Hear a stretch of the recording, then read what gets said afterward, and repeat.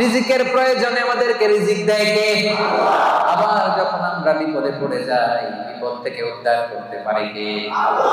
এজন্য আল্লাহ বললেন ফালিয়াবুদু রাব্ব হাযাল বাইত, এই কাবা ঘরের মালিক আল্লাহর ইবাদত করবা, ইবাদতের জন্যই তোমাদের সৃষ্টি, ঠিক কি না? আমাদেরকে বানাইছে তার ইবাদতের জন্য। আমরা গোলাম, এবং গোলাম বলে আমরা প্রাউড ফিল করি। এটা আমাদের সৌভাগ্য যে আমরা আল্লাহ তাআলার গোলাম, ঠিক কি না?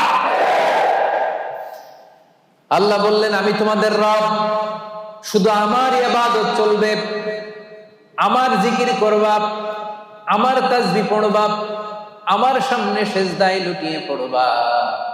এজন্য আমরা সব সময় নামাজের মধ্যে বলি ইয়্যাকা না'বুদু ওয়া ইয়্যাকা নাস্তাঈন। ইয়্যাকা না'বুদ, আল্লাহ শুধু তোমার ইবাদত করি। প্রতিদিন বলতে হয়, এটা প্রতিদিন বলতে হয়, আল্লাহ শুধু